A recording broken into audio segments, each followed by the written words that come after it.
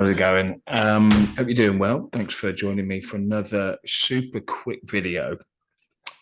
This one I thought I'd do a potential game week one team based on players under 5% owned. So purely a differential team, full of differentials. So no player can come into this team if they're owned by more than 5% of the game. And I've left it quite close to the deadline to do this because I built a team before and then players just went over 5%. And I did that a few times.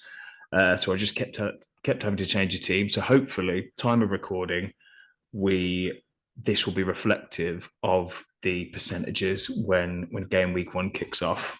And hopefully it will give you an idea for some differentials to pick in your game week one team. We've probably, a lot of us have got the Salahs and the Haalands and the Kanes. But this is what I think is actually a pretty good team made up of players that are under 5% owned. So let's jump straight in. So in goal, goalkeepers were interesting. So there were quite a few options that I could have picked. And I've gone with Hugo Lloris. So he's 4.9% owned, so just on the cusp of what we can do. But he's easily I'd say the best goalie within this range. After this, I'll go through some other potential options, but I'll just go through the team now. So yeah, Hugo Lloris, 4.9% owned. He's obviously a bit more expensive than some of the others, but as we'll see, you've actually got a lot of budget to play with if you're going for this crazy differential strategy. So moving on to defence. So we've got Tariq Lamptey from Brighton, 2.9% owned. So this guy, we all know how good he is. It's just the question mark of his fitness. He is fit at the moment, but I think the reason he's such low ownership is because we all know that it's not going to be long before he picks up an injury. But when he is fit, he's superb, isn't he? We've also got Matt Target in as well, 1.3% own Matt Target. I think a lot of people are looking at the other side to Trippier, but Target's are pretty much a lock in that Newcastle defence at left back. He's a very good player. I was gutted as a Villa fan when we sold him. He has got a wand of a left foot. Again, if he can stay fit, he should be a good option in that improved Newcastle team and that improved Newcastle defence with Nick Pope behind him. So Matt Target in there at 1.3%. I mean, that's wild. And then finally, we've got my man, Pontus Jansson, 2.6% owned. I mean, this is a guy who had the highest XG of any defender last season. So every single defender in the whole game, he had the highest XG. People think Brentford won't be as good this year. That's a valid concern, I think. But I think he's a brilliant differential, 4.5. He's a great enabler as well. So he's the only player in this team that's actually in my actual FPL team. So that shows you how much I rate him, doesn't it? Moving on to midfield.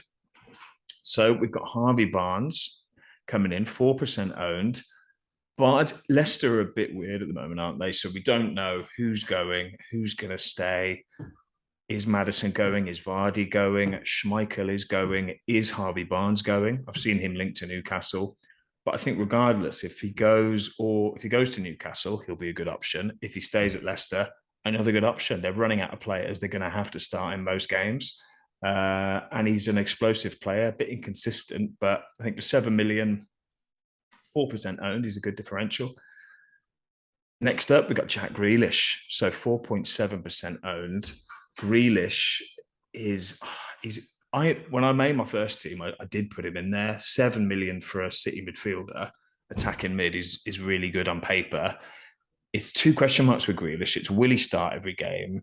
And can he really turn into the player that Man City want him to be? I think at Villa, he was the main man. We played counter-attacking football. Everything went through him. He could draw the foul easily, take the resulting free kick, created loads of chances for Ollie Watkins when we had him, and he was just fantastic. But with City, he plays a bit wider. He's not the main man. They don't play on the counter-attack, crucially. So I think the jury's still out on whether he'll be good for Man City. But 4.7% owned seems really low, so I thought he deserved a place in this team. Next up, Bruno Fernandes. So 2 seasons ago, he would have been a lock in everyone's team. Or a year ago, actually, I think he scored that hat trick on game week 1, and everyone thought, "Here we go, Bruno Brigade, he's going again, superb." But he went on to have a torrid year, didn't he?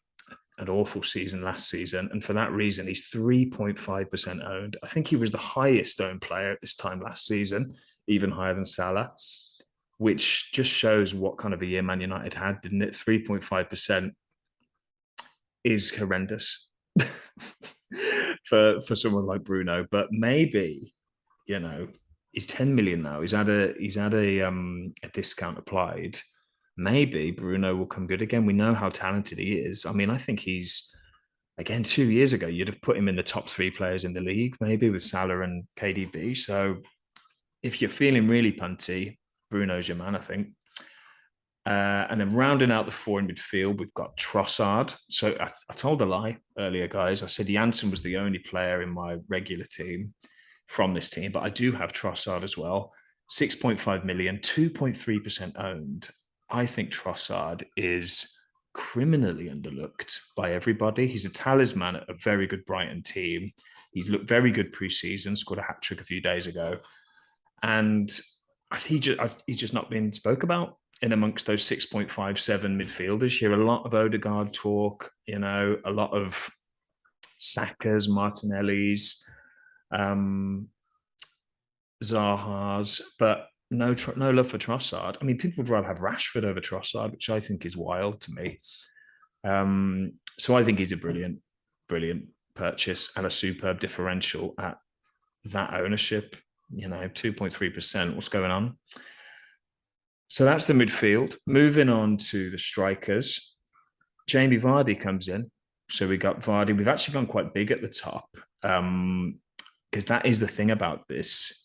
The highly owned players tend to be the most expensive. They're expensive because they're good, and people aren't picking the lower price players because they typically aren't as good. So it makes sense, doesn't it?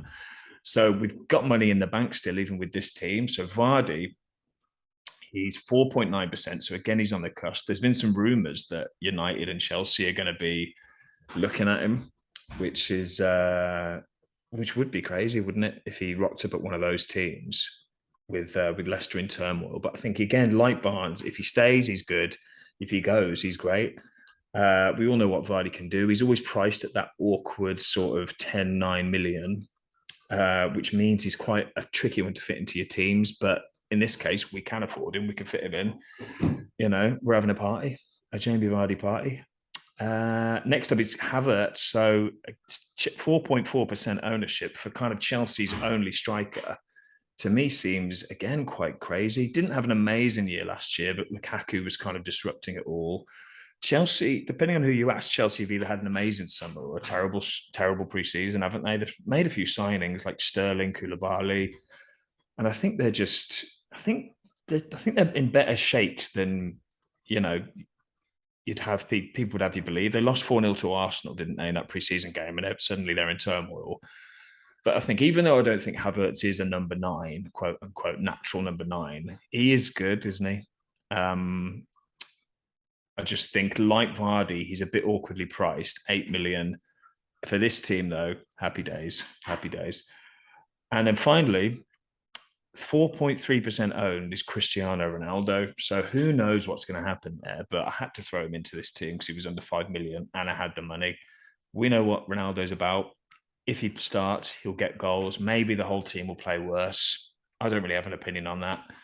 But if he stays, he'll do what he does and he'll bang in the goals. And I think at 4.3% owned, that's because of Kane and Haaland, isn't it? He's overlooked, I think. And if he stays, I think Ten Hag will use him, whether he goes home at half-time or not. Ten Hag will use him. So they're the strikers. Quick note to the bench. So again, these are all under 5% owned, although I tell a lie, Forster isn't now. So I think he is over it. So anyway, 4.0 keeper, you can mix and match. Fine, there are a million under 4.5 mils there. We've got Cresswell, 3.6%. I think he's a really good fullback. No idea why he's so low owned. I think West Ham have been out of the limelight a bit. Elise, a brilliant midfielder. He is a bit injured now, but 0.5% owned. Wild. And then this was interesting. Digne, Villa, 4.1%. I think everyone's looking at Matty Cash. But Digne, yes, he's a bit more injury prone, but I think Digne's left foot is better than Matty Cash's right foot. So I think if I was going for a Villa defender, I'd go for Digne. And that about rounds that team off. So there you go, a team of differentials for you to have a look. Couple of notes on who I didn't pick that would have still qualified. So goalies, there were loads of options. So I went with Lloris, but you've got Sarr, Pope, and Meslier, all first choice for their teams, all going to make a lot of saves. Their teams aren't bad. Well, Leeds are quite bad, actually, aren't they? But they're going to be making saves, and they're all good goalies. So I think you've got a lot of differential options there in the 4.5 range, which is great. Defenders, there weren't that many. I do think these are the three best differential defenders. You've got Dalot at Man U, who people seem to think he'll be locked in. And he is quite attacking. It's just a question of, are Man U any good? Are they a bit of a basket case again this year? And Dalot, we haven't really seen him play 90 for a sustained period of time. So who really knows what he'll be like? But he's not a bad pick. And then Eric Dyer at Spurs could be good. In the midfield, again, not that many options now because there are 5 slots to fill. I think the midfielders and defenders, there are fewer options under 5% owned, but some of the notable ones I missed. Ericsson, people seem to think he might get more game time than we might have thought when they signed him. So he's an option. We've got Harrison at Leeds. He's kind of a talisman. Didn't have a great year last year. Could come good this year. Who knows? Ramsey at Villa, my beloved Villa. I just don't think he's locked in at that 11 now. Villa have got quite a few players now, and I just don't know if he's in Gerrard's best 11 anymore. And he's not that 4.5 mil. So I think people have been put off him a bit at 5.5. Do love him though. And then forwards, there's loads. Again, because there's only 3 slots to fill, I think there are more options here under 5% owned. So you've got Antonio, ridiculous start last season. Awful second half, but a world-class player in the first 10 weeks. Maybe he'll do that again. Who else is there? Callum Wilson, before he gets injured, always good. Both Watkins and Ings at Villa. I think they're sort of both, they just make each other less of a good option, don't they? Because you're never 100% if either will start.